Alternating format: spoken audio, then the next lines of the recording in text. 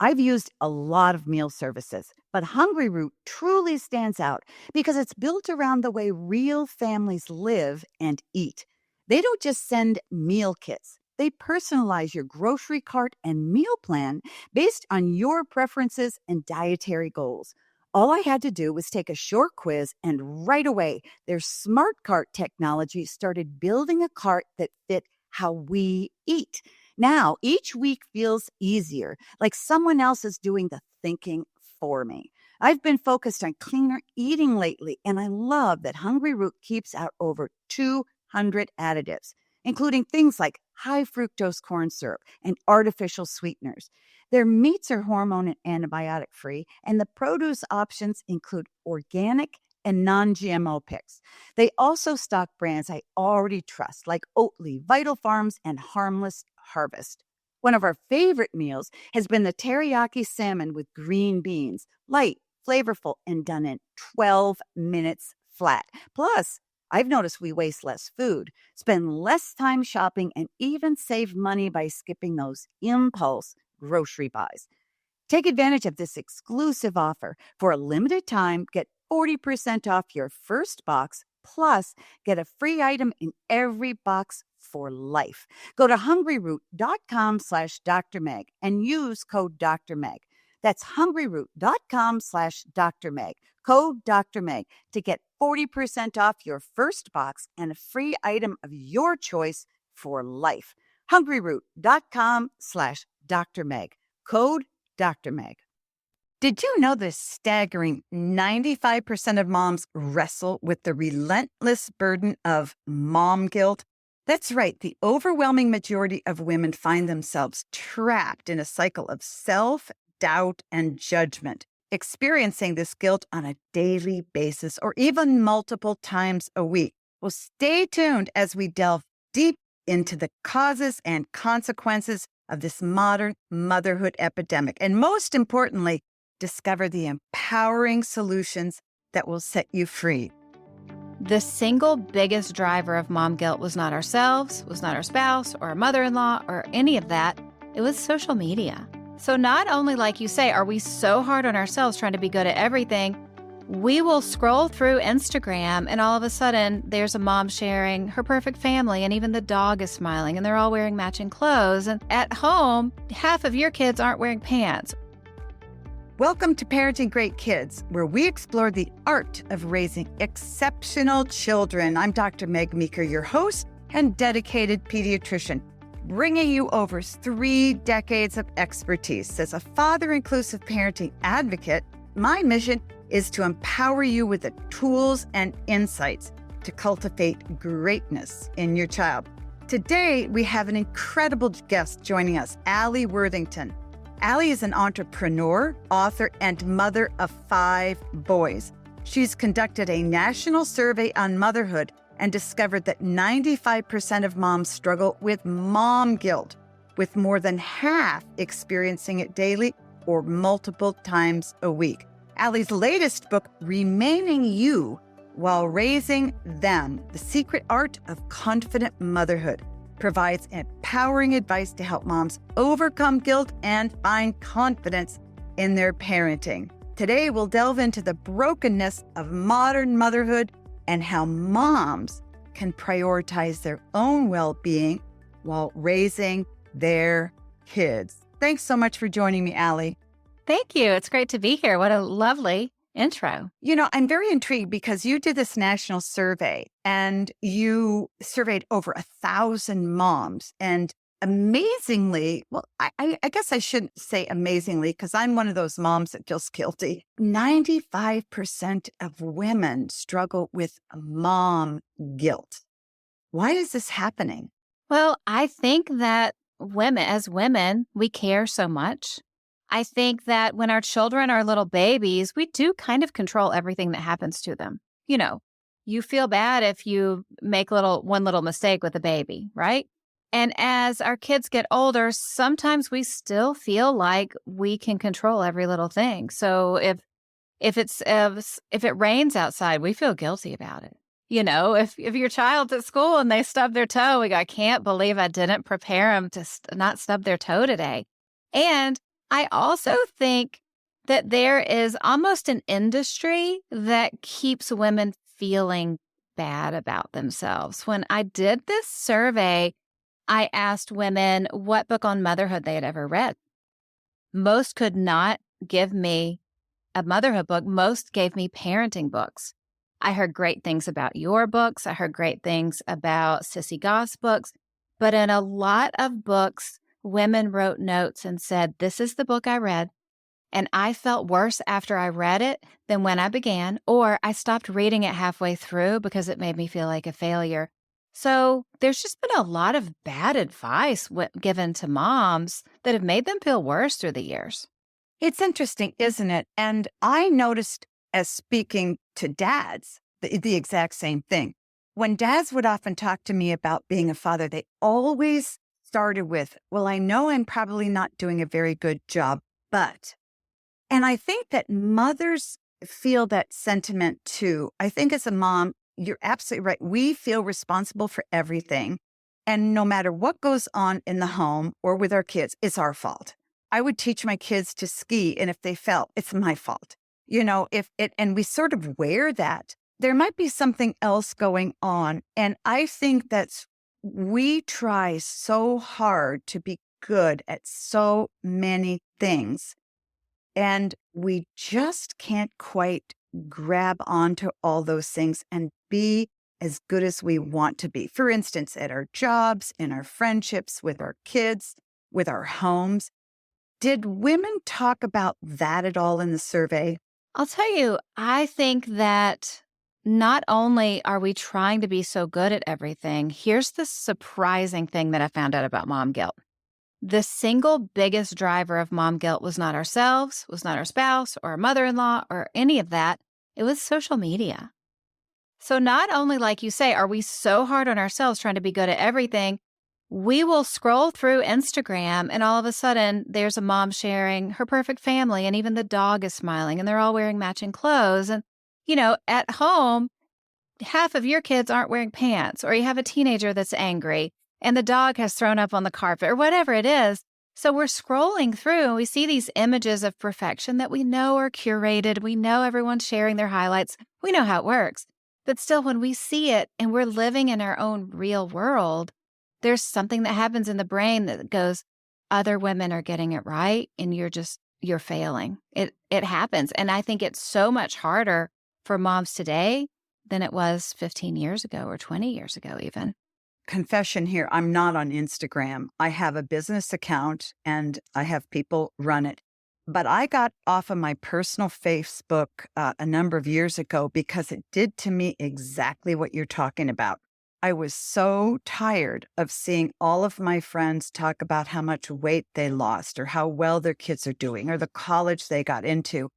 And you walk away feeling, ugh, I am such a failure at everything. And I thought, this is not okay. I mean, I have a pretty good self-esteem. And so when you turn to a medium that makes you feel worse, leave it behind. The other thing, too, is no wonder the depression rates amongst our teen girls are skyrocketing. And a lot of them are directly linked to social media because it really doesn't do anything good. And I think that you're absolutely right. For some reason, we gravitate at looking at other people's lives and we kind of get hooked on doing it. And yet it makes us feel so bad. So what can we do as moms to sort of say, wait a minute, that's them. This isn't me. This is my life. How can we begin to accept our lives and our kids and ourselves? Well, I'll tell you something very practical.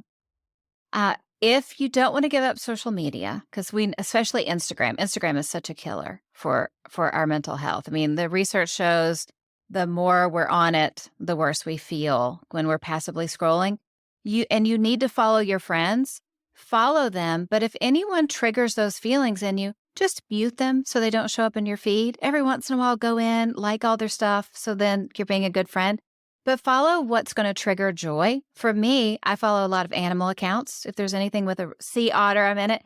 I'm a roller coaster enthusiast, so I follow all the theme parks. I get tons of stuff of Dole Whips and Disney World that show up in my feed, or things that I can learn from. And I've really worked hard to change my feed from people bragging or, here's 5 ways you can be better. I don't want that from social media. I'll get that from an expert. I don't need somebody just because they're cute lecturing me. So I've really just gone through really intentionally the past few months and unfollowed the accounts that are triggering. Because once we recognize this account is triggering, the better, because there are entire business models built on social media around people's personal brands that are built on, look at my perfect family, look at my perfect life. I've grown organic wheat in the backyard and I make their sandwiches with the organic wheat every day. Which the thing is, when we remember, oh, this isn't her real life, this is her business. And then we can go, okay, I forget that there's big business that's driving this. Just like the books that used to make women feel bad as mothers, there's social media accounts. They're not meaning to make people feel bad, but it is a business pretending to be perfect and pretending that your kids are perfect that is driving a lot of income. And as a business coach, I don't fault anyone for it, but it's important that we're honest with it and we can go, that account's not for me. I don't need to be told that I should be doing 10 more things that I'm not doing. You're absolutely right. And one of the things that I find with parenting books, which is one of my pet peeves as a person who writes parenting books, is that there's a lot of how to do this, do this, do this. But parenting is so much more than that. And I always tell parents, use your gut. You know your kid.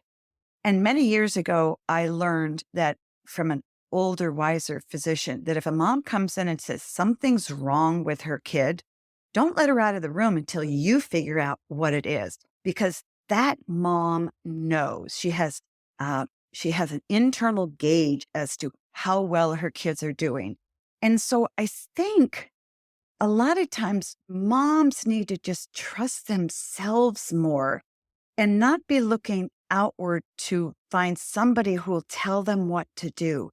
And the people who want to tell you what to do everywhere. And no matter how many things you read about what to do, there's never enough. And so you never have the sense that you've gotten it right. If you bought this kind of a car seat and not that kind of a car seat, and that one's more expensive, then you're not a very good mom because you didn't want to fork it over for a more expensive one. They just feel like it's the wheat thing. It's, growing the organic wheat. And I really feel sorry for a lot of young mothers. Now, talk, if you would, because you do business coaching, and I don't know if you ever talk about this, but how working mothers can escape a lot of the guilt that they're feeling like, I'm not doing well at work. Well, I'm not doing well enough at work, and I'm not doing well enough at home. And as a working mom myself, I know that feeling because I feel like, I came home from work with undone stuff, and I left my kids home with undone stuff. And so how do you advise working women? That's such a great question. I want to start with a little bit of the data about working women or work from home moms or stay home moms. So for remaining you while raising them, what I did is I went really heavy in the data to go, what really matters? Like, not someone's opinion. I want to know research that's been done for decades with thousands of people. I want to know what matters. And then I also partnered with mental health professionals to make sure that everything that I was saying is something mental health professionals would go, yes, that's perfect. And some data that I found is that there is no study that says either one is better. Whether you're working or you're working from home or you're a stay-home mom. I've done all three when I was raising all the 5 boys. I was a stay-home mom for a while, worked from home. But there's no study, there's no data out of thousands and thousands of pieces of research that says conclusively either way is better. What matters for women is how we are happiest. Are we happiest when we're working and we get to put on real clothes and we get to get out of the house? That has a real effect on our kids. But the biggest issue for working moms, especially working moms who are working outside their home, is they're not asking for enough help. They're trying to be super moms. It's something my counselor taught me years ago. She said, you will never feel better until you start asking for help. She said, why are you cleaning your house? Why are you going to get the groceries delivered? Get somebody in to clean the house or make your children do the chores. They're old enough to do the chores. And I think that there is something inside of most of us as women where we want to go, I don't need help.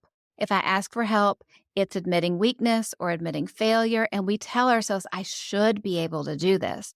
I should be able to do massive amounts of work all day. And then I should go home and be Mary Poppins in the evening. And it's no wonder that we're kind of shriveling on the vine trying to do it all.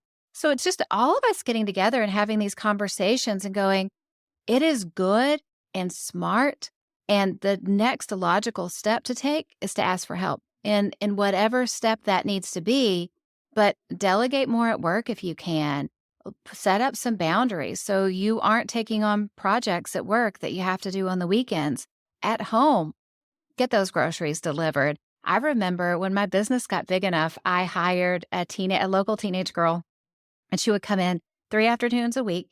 And my husband and I wouldn't go anywhere. She would just give the baby a bath and fold the laundry so I could sit on the couch.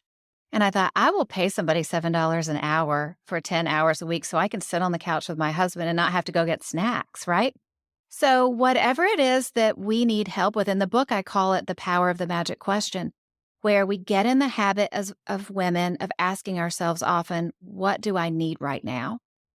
And honoring the fact that we have needs and kind of giving ourselves permission and empowering ourselves to take care of our own needs and going, these are the 3 areas I need help. Let me go ask for help. It's not weakness. That's wisdom. It is wisdom, but boy, is it hard because you're talking about me. Because I want to do everything really well. And another confession, I don't have a cleaning person because I'm a control freak and I clean better than anybody. But I also like to clean. Well, folks, we will be back talking about vacuums and cleaning in just a minute. I need to take a quick break, but when we return, we'll be diving headfirst into an intriguing topic with Alli Worthington, the art of disentangling our identity from the all-encompassing role of motherhood. Now, trust me, you're not going to want to miss this. All right, friends, I want to remind you to visit meekerparenting.com. There you'll find a treasure trove of invaluable resources from freebies to enlightening articles, all designed to support you on your parenting journey. And if you're looking for more personalized touch, be sure to check out my individual coaching sessions. Some days, parenting feels like chasing moments that never quite land. You ask a question, they shrug. You try again, they look at their screen. And you wonder, why is this so hard? That's why I love FamGabs. It's a 70-card deck created by a child therapist who spent 16 years working directly with families, helping parents and kids break through the awkward one-word answers and really connect. The questions are open-ended, thoughtfully chosen, and designed to get your child talking and keep the conversation going. There are even bonus cards just for parents to help you build your confidence in your connection toolbox. If you've ever wished for a better way to understand your child or just to have more meaningful conversations as a family, FamGabs is such a gift. Search FamGabs on Amazon and use promo code Dr. Meg Pod during checkout to get 10% off your order. That's FamGabs on Amazon. Use promo code Dr. Meg Pod and get 10% off your order. I've had so many parents say, Dr. Meg, my child is bright, but they're struggling in school and I don't know what to do. If that sounds familiar, you're not alone. And that's why I'm excited to share K-12 powered schools with you. K-12 offers tuition-free, accredited online public education for grades K through 12. These programs let kids learn at their own pace with built-in flexibility that supports different learning styles and family needs. And unlike homeschooling, K-12 provides certified teachers who guide your child's education online. The lessons are engaging, the technology is hands-on, and your child gets real opportunities to connect with clubs, extracurriculars, and even in-person events. As a mom, a grandmother, and a pediatrician, I know how powerful it is when education meets your child's needs instead of the other way around. So if you're looking for something different, something better, go to k12.com/Dr. Meg and find a tuition-free K-12 powered school near you. That's k12.com/DRMEG, all caps. All right, we're back with Alli Worthington, and I need to know, how do we disentangle our identity? Oh, it's such a huge topic, right? Earlier, we talked about how when our kids are younger, we kind of control everything when they're infants, when they're babies. And we realize as they get older, we have less and less control. As the parent of a 24-year-old, my oldest now, I'm always reminding myself, I do not have control anymore. But there's kind of that same concept when we're pregnant or when we have an infant. You're kind of one person, even when that baby is a newborn. And then throughout that child's life, as they grow older, we start the process of differentiation where you are your person, I am my person, and we separate.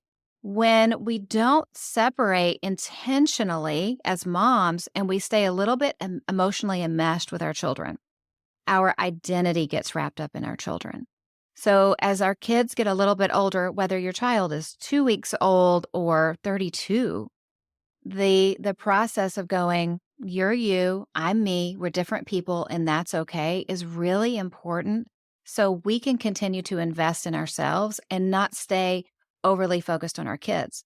Because if when our kids are at school all day and we're at work, we're worried about our kids, unless something big is going on, that's time that we're not investing in ourselves. And one of the big premises of the book is that at least while our children are living in our house, our children are never going to be emotionally healthier than we are. So we want our children to be able to have great boundaries, to give and receive love, to take personal responsibility. We want our children to be emotionally healthy. But if we aren't working on ourselves to be emotionally healthy, we won't be able to model that for our kids. So it's really a process of going, I'm me, you're you, and that's okay. I love you more than anything in the world. You're the great joy of my life. But I need to make sure I'm working on me, because not only will it make for a happier household, it's a great thing for our daughters to model and our sons to see their mothers doing, honoring our needs, taking care of ourselves, and investing in ourselves. You know, you're absolutely right. And it's not just good for moms. It's, as you said, it's good for the kids. The worst thing we can do to our kids is to do everything for them. And I've seen this happen with increasing frequency over the past 15 years or 20 years in particular, where mothers feel they need to be so great at everything that they will be great in providing everything to their kids. And you end up with bratty kids. I mean, you end up with kids who leave college and go, well, why aren't you this? And why aren't you that? And you're also raising kids, particularly sons, who are going to be horrible husbands because they're used to having mom do everything for them. And now they expect their wife to, and she can't do it. So why do mothers have such a hard time letting go of their adult kids? And is it harder for single mothers to let go? Well, I think I not having the experience of a single mother, this is me empathetically taking a guess. I think that the single mothers that I've worked with and I've read their stories of who shared with me, there's so much guilt, whether they are single mothers through divorce or being a widow. You know, there's individual factors for everyone.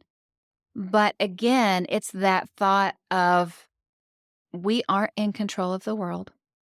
The bad things are going to happen, and reminding ourselves, I can't control the world. Sometimes bad things happen. So I think there's a guilt that's carried there that doesn't need to be carried, because the fear, whatever family situation you're in, the fear that you're going to do something wrong and hurt your child is so strong, of course, that it goes into overdrive, and it makes us over parent and over mother. And it's funny, I talk about in the book the former head of the American College Counseling Association. He was quoted as saying that the kids in this generation that are coming into college are completely unable to deal with the stress of being in college. And it's because we have overloved our children and, overlove being overdone for them. We haven't forced them to get a little grit and to watch their mothers struggle sometimes and to watch their mothers go, you know what? I could go to the store for you at 10 p.m. because you forgot your stuff, but I'm going to let you deal with it. Letting our kids get a little grit and get a little strong is going to be good for them forever. I think about, a tummy time with a baby, and you have to give your baby tummy time or they're just going to be this blob with no muscle, and they bang their face on the floor and they cry and it's miserable. But that's how our kids get strong. That's the same way we have to let our kids cry and have tantrums and struggle and get a little grit to make them strong. Or else, like you said, you have adult children who can't do anything on their own and are really handicapped in life. Boy, that is so true. And, I think about an example. My daughter was just telling me she has, with our 3-year-old granddaughter, we live around a lot of water in Michigan. And she signed her up for one of these programs, the kids learn to survive if they fall into a pool or off a dock. Sounded horrible to me. But anyway, I was very proud of her. She signed her up. She took her daughter at age 3, and the instructor threw her in the pool. And immediately she started screaming, "Mom, mom, mom, mom." And then when her mother didn't respond, she started screaming for her brother, and he didn't respond. And I said, I couldn't have done that, honey. I would have run over and gotten her out of the pool. But she said, Mom, after 3 days, she figured out that she could survive and get to the edge of the pool. And that's exactly what you're talking about. Let your kids struggle. And even though they're uncomfortable and you want to go in there and rescue them, and I'll be honest, well, maybe it's the grandmother I would have rescued her. I couldn't have stood there.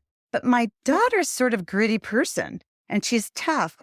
But I think that's applicable to really what you're saying here. Don't do your kids' homework. Don't do, all of their laundry. Make them do their laundry when they're 10. I mean, a 10-year-old can do their laundry. Teach them how to cook and do these things because it's really, really good, not just in helping you, but in helping them become mature, responsible people as they get older. And that makes them feel good. Kids who don't know how to struggle and don't know how to work feel terrible about life. And I've seen that from the kids' perspective. So tell me, when you say that moms need to do more for themselves, what are you talking about? Well, let me start with a quick story. When I was 8, I remember going to extended family members, my Aunt Shirley's house. She had been cooking for days. I knew she cooked for days because she told everyone she cooked for days, And I didn't know what was going on because I was 8. I didn't have the life experience or the understanding to know what's going on. But I knew that even though she was acting happy, she wasn't happy. And I knew that somehow whatever was going on made me feel uncomfortable and I didn't enjoy being there. And whatever it was, I didn't want to end up that way. And I didn't find out until later, after she passed, that she never wanted to cook all that food. She never wanted to do it. So when everyone would come over, she was exhausted from preparing for 3 days, but she never thought that she was worth it. And she never gave herself permission to flag with anybody, hey, maybe we trade houses for hosting, or everybody bring a dish. She never thought that that was okay. She was overperforming and she was making herself miserable and accidentally making everyone else around her unhappy. So that was the big light bulb moment for me when I had kids, because I would go, I don't want the legacy of what women before me had to go through. I don't want that to be me as a parent. So for us as women, if we are making sure that we're taking care of ourselves emotionally, physically, just using the bathroom alone, or making sure we drink enough water, or, getting some time away. When all 5 of my boys were under 10 on a Sunday afternoon, because I love movies, my husband would say, why don't you just go to the movies alone? And I would leave like a Wile E. Coyote cutout of myself on the door because I needed to escape. But taking care of ourselves with whatever that looks like, with that magic question of what do I need right now, and giving ourselves permission to meet our own needs and not suffering because we quote unquote think that this is what a good mom should do. And I've had people say, well, I love your message. I love the idea, but what if I do these things and it makes me a bad mom? What if I become selfish? And I put it this way. No therapist has ever had a narcissist come in their office and go, can you give me some help for being a narcissist? Like, they just don't do it. Bad moms aren't reading this book. Like, a bad mom's not going to pick up this book and go, oh, let me make sure that I'm taking care of myself too, so my children can be happier and I can model this. Good moms listen to this show. Good moms read Remaining You While Raising Them. They read your books. It is not like if we give ourselves a little grace and make sure we take care of ourselves and mother ourselves like we do our kids, all of a sudden we're going to wake up and be selfish. Just the fact that we would have that concern shows you're already a great mom. Exactly. And the reason you're coming and listening to an interview like this or reading your book is because you're trying to be super mom. So if anything, you need to be reined in.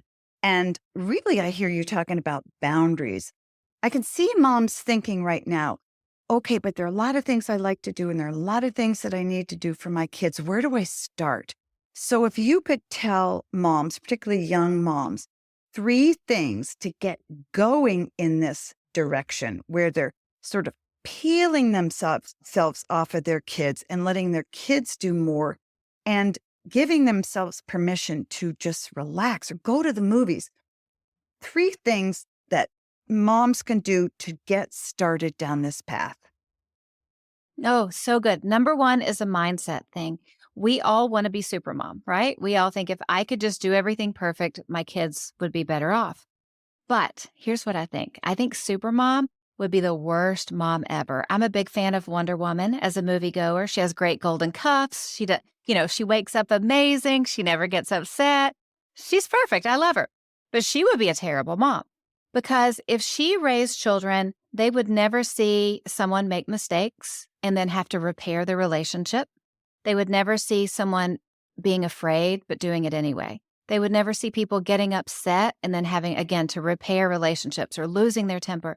And they would go out in the world and be completely unable to deal with other humans because they never had to learn about humanity and how we're all people just trying to get it done behind the scenes. They go out in the world from this perfect mom and go, all these people are terrible and have no ability to deal with it. So I think reminding ourselves that if we were super moms and we did it all right, it would ruin our children. The second one is that magic question habit of asking ourselves every day, what do I need right now? I have it on Post-it notes. I have it on index cards. I have it on a reminder that pops up on my phone every day because we get busy. We're working. We're taking care of kids, laundry, and just a check-in with ourselves of what do I need? Oh, I need a date night, or, I need to take a bubble bath, whatever it is, or I need to buy myself something. It can be anything. That's really important because, again, it's recognizing we have needs. It's giving ourselves permission to get those needs met. And sometimes it's just meeting them ourselves and going, this is my boundary. This is what I want to do. And then the third thing is investing a little bit more in our friendships. So the research shows that our family is what gives us this deep sense of joy and meaning to our lives. It's great. I mean, the process of raising kids will grind you down, but overall, it's really amazing, right?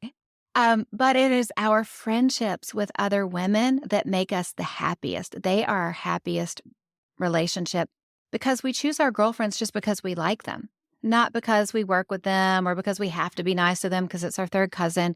It's the women that we look at and go, oh, I like you. So there's this concept I write about in the book called bundling your friend time. If you're super busy and you can't get away with your friends all the time, you want to bundle it. 2 women that I spoke to for the book, they work during the day and, they have family stuff at home at night. But every Tuesday night, they prepare dinner at the same time. So they set up their iPads in the kitchen and their AirPods, and they can see each other and they talk. Idea. right? Mm-hmm. So they're bundling the friend time. So boring everyday activities they do together. Sometimes it's grocery shopping together. Whatever your things that you have to get done are, try to include a girlfriend. And that's really going to increase your happiness, but also it's good for your kids' development. One study I found that women with strong friendships, just of 2 or 3 friends, they are actually better. Kids are better developed at age 2 than other children because women need support systems. So just investing in friendships and also it has to be a friendship where you feel better after you spend time with that person than worse. So I'll add that caveat there. There's got to be a healthy friend. But those 3 things, that's magic for a mom, especially a mom who feels so much pressure from herself. And, we're living in a crazy world. We have to be really intentional about things now. I love that you said that because the mom who overdoes for her kids is going to be the friend that goes out and finds a friend who needs things. And because we're so used to helping to fix our kids, then we find friends that sort of suck us dry. And I love that you said, find a friend that makes you feel better afterwards, not worse, because I've seen a lot of women fall into that trap. Oh, well, I need to help this person. She really needs me. And that's, well, you can have maybe one of those, but a friend is there to support and encourage you and vice versa. She's not a mission field necessarily. Well, we only have a couple of minutes left here, and I'm so grateful that you're talking about this. And I'm so grateful you talk about how moms can do this and not become selfish people. One thing I'd like to hear you talk about just really quickly is boundary setting. What does it look like to set a boundary for a mom? And why is it so hard for mothers a lot? Not just setting boundaries for our peers at work or with our kids or with our husband or anything. How do we do it? And why is it so hard? I think it's so hard because when we have a baby, when that baby is crying and needs us, we are going to take care of that baby. If we had plans and that baby is sick, it doesn't matter. If we are in the mood to watch a movie and the baby has an ear infection and that baby needs to be held for 6 hours at night, we're going to hold that baby, which is good and natural. But again, that process of differentiation where that same infant that really did control our lives when they were little, it doesn't need to be that way when they're 5. It doesn't need to be that way when they're 10 or 15. And giving ourselves permission to go, no, I am going to take care of myself. And I think sometimes when we talk about self-care, we think that it's bubble baths and getting pedicures, and that's fine. I'm not against bubble baths and pedicures, but I'm talking about a more practical self-care of getting outside and just going outside and looking at the trees for 5 minutes and breathing deeply and getting away from everyone, or going to a movie, or making sure that we're taking our vitamins, or getting enough water during the day. But also, boundary setting is self-care. So if we're not used to the truth that our kids don't need us to wait hand and foot on them all the time, and that it's actually not good for them in the long term to wait hand and foot, then we start giving ourselves permission to go, okay, my boundary is I'm going to make sure that I'm teaching them responsibility. They're going to unload the dishwasher in the morning before school, and they're going to pack their own lunches, whatever that looks like for you. So that's not only taking care of you, it's giving them practical life skills. So I think where the boundaries really hit well is where it's going to take something off our plate, and at the same time, it's teaching them a practical life skill. When we do that together as moms, it's magic because we'll be in a better mood because we're not just putting our needs up on the shelf and being superwoman and burning ourselves out, but it's also setting our kids up for success because when they are out of our house, they won't crumble. Right. And that is so, so, so important. Alli, this has been fabulous. I have so enjoyed it, and I've learned a lot. I thought I was doing pretty well as a grandmother, but I need to learn to throw kids in pools and let them struggle. My guest has been Alli Worthington. Thanks so much for joining me today. And I hope that 1 million people buy your book because every mother needs to learn how to take better care of herself. Thanks, Alli. Thanks so much for having me. As we come to the end of this fabulous conversation with Alli, I'd like to mention that her latest book, Remaining You While Raising Them, The Secret Art of Confident Motherhood, is now available in bookstores. Now, let's take a moment to reflect with my 3 takeaways. 1, stop living with unrealistic expectations. This creates guilt and self-doubt. The constant barrage of media messages and parenting advice out there, a lot of which is terrible, can make us feel like failures. We're never doing enough, we believe. That's not true. It's important to recognize these external influences and take steps to counteract their negative influence. 2, motherhood's like doing a dance. Sometimes you drag yourself across the floor. Sometimes you jump in the air.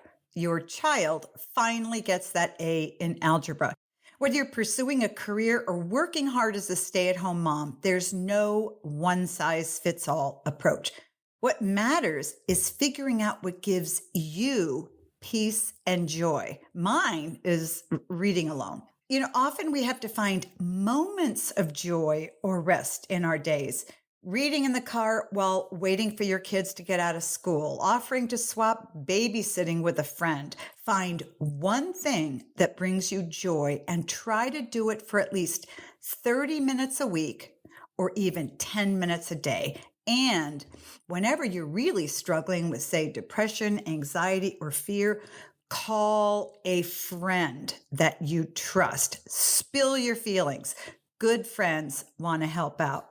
3, develop resilience in your kids.